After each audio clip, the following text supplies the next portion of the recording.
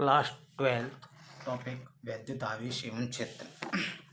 वैद्युत आवेश जब दो वस्तुओं को रगड़ा जाता है तो इलेक्ट्रॉन्स एक वस्तु से दूसरी वस्तु में ट्रांसफर हो जाते हैं, स्थानांतरित हो जाते हैं, एक वस्तु से दूसरी वस्तु में चले जाते हैं। जिससे क्या होता है कि एक वस्तु पे तो इलेक्ट्रॉन की कमी होती है जिससे जाते हैं, और एक वस्तु पे इलेक्ट्रॉन की अधिकता होती है। ठीक है, जो इलेक्ट्रॉन ग्रहण करती है उस पर ज़्यादा हो जाएंगे, जो इलेक्ट्रॉन्स रिलीज करती है, जो इलेक्ट्रॉन्स देती है उस पर कम हो जाएंगे।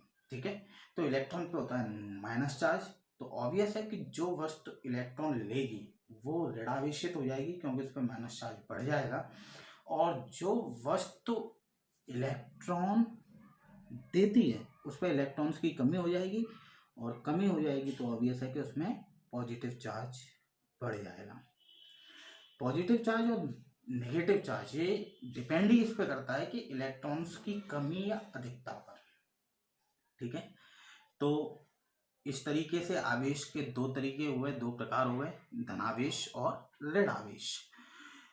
तो धनावेश मतलब जो जिसमें पॉजिटिव चार्ज बढ़ गया। पॉजिटिव चार्ज बढ़ा क्यों? क्योंकि उस पर इलेक्ट्रॉन्स कम हो गए। क्योंकि पॉजिटिव चार्ज कहाँ होता है?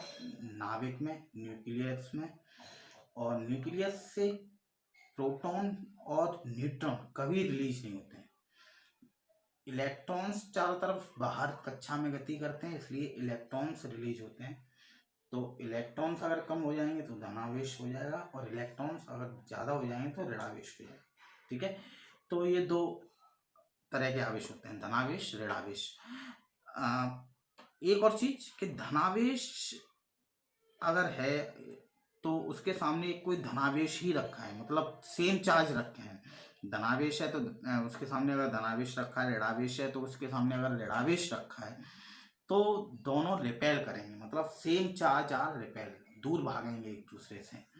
और अपोजिट आर अट्रैक्ट, अगर एक धन है एक ऋण है तो वो अट्रैक्ट कर जाएंगे, वो आपस में चिपकने लगेंगे, आपस की अंदर की तरफ फोर्स लगाएंगे। ठीक है, तो जो पदार्थ आवेश ग्रहण करता है उस पदार्थ को वैद्युतमय या आवेशित पदार्थ कहते हैं। तो ये थी कहानी आवेश की।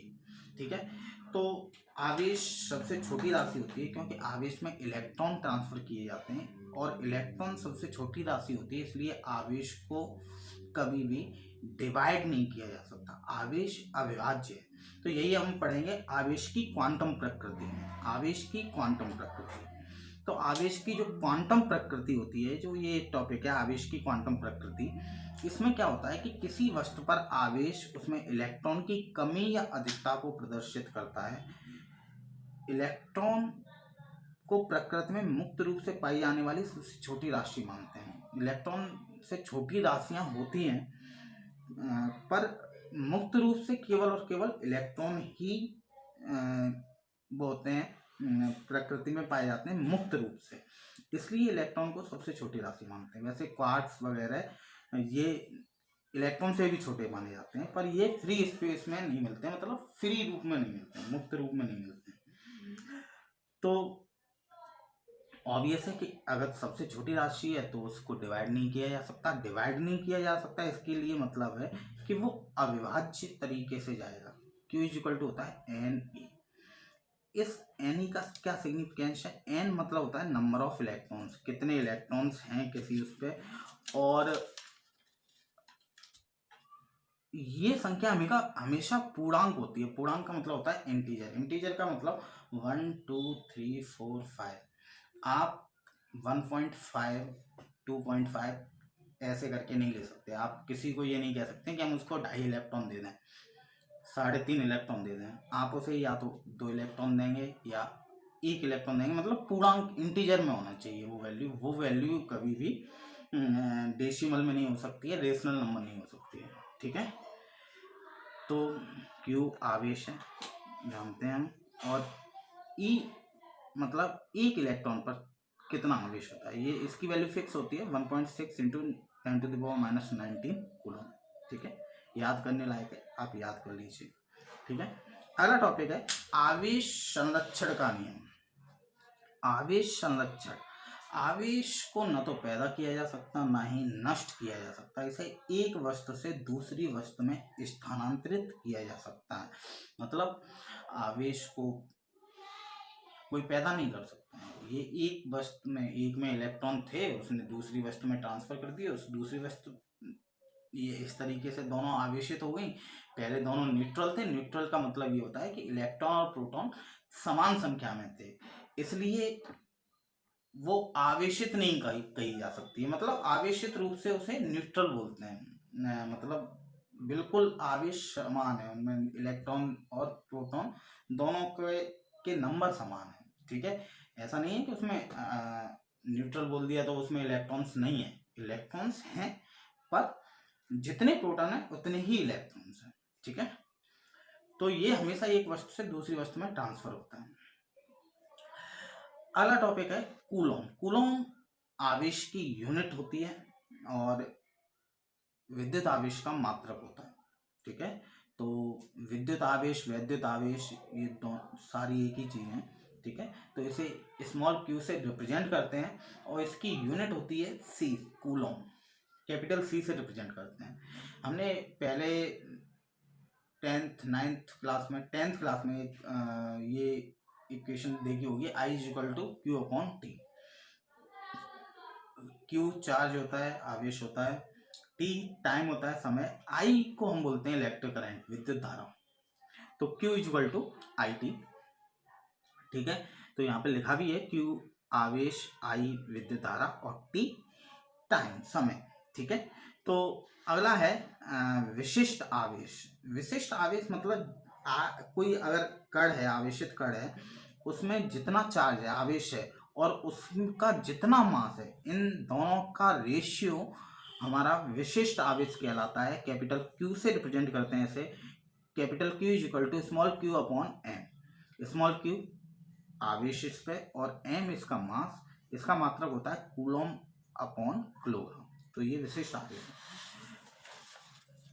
अगला जो टॉपिक, पहला इंपोर्टेंट टॉपिक, अब तक जो हम पढ़ रहे थे वो इम्पोर्टेंट था, पर उसकी इम्पोर्टेंसी एग्जाम के लायक नहीं थे। थोड़ा सा 1-2 नंबर के क्वेश्चंस आ सकते हैं, पर उनके एप्लीकेशंस यूज होंगे।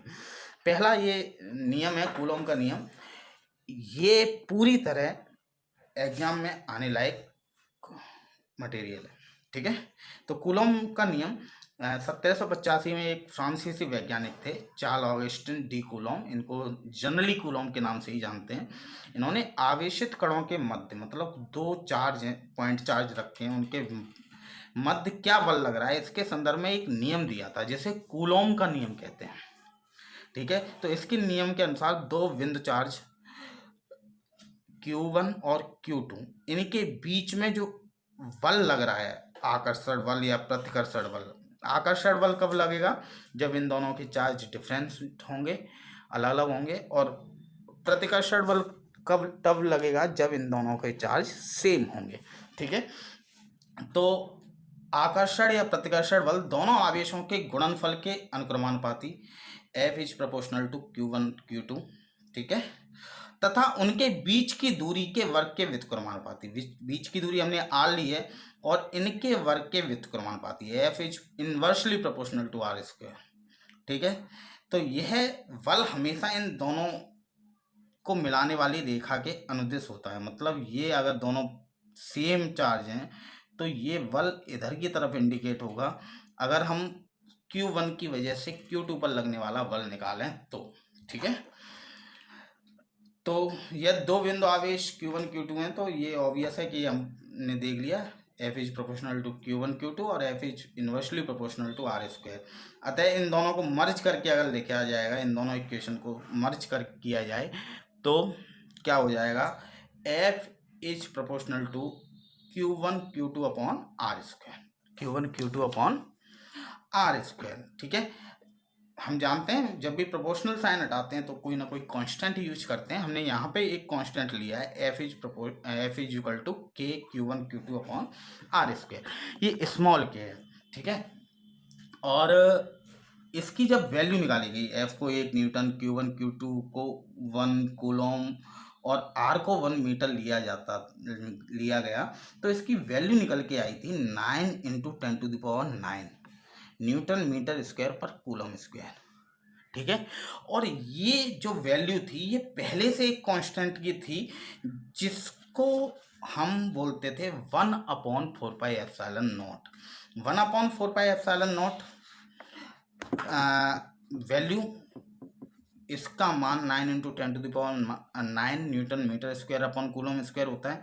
ठीक है, और यहाँ पे जो एप्सिलॉन नॉट है इसको बोलते हैं निर्वात की वैद्युतशीलता, मतलब परमिटिविटी ऑफ फ्री स्पेस, विद्युत मतलब फ्री स्पेस में इसका क्या ये रिएक्ट करेगा, एक तरीके से क्या इसकी वैद्युतशीलता होगी।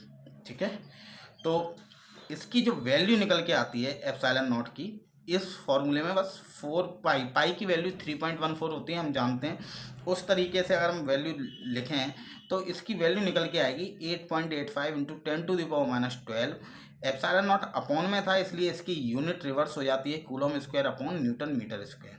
ठीक है, अगर ये आवेश एक के परावैद्युतांक वाले माध्यम में होता तो क्या होता, तो F = 1/4πε0 के, ये कैपिटल के है, वो वाला के और ये वाला के दोनों अलग अलग चीज़ें हैं, तो कंफ्यूज मत होइए, Q1 Q2/r²।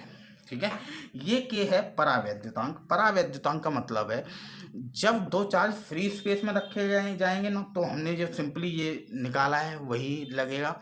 लेकिन अगर दो चार्ज कांच, मोम, पानी, इन चीज़ों के बीच में रख दिए जाएं तो उनका डाइलेक्ट्रिक कांस्टेंट के हिसाब से, उनके परावैद्युतांक के हिसाब से वो रिएक्ट करेगा कि क्या। परावैद्युतांक का मतलब होता है विद्युत रोधी, तो विद्युत रोधी पदार्थ होना चाहिए। ऐसा नहीं है कि वो चार्ज को अट्रैक्ट कर ले, मतलब कंडक्टर हो, कोई भी चालक हो, तो उसमें नहीं होगा चार्ज ट्रांसफर। ये हमेशा विद्युत रोधी पदार्थ के लिए यूज होता है, और इसको हम निकालते हैं ε/ε0। ε0 हमें पता है निर्वात की वैद्युतशीलता, और एप्सिलॉन है माध्यम की वैद्युतशीलता।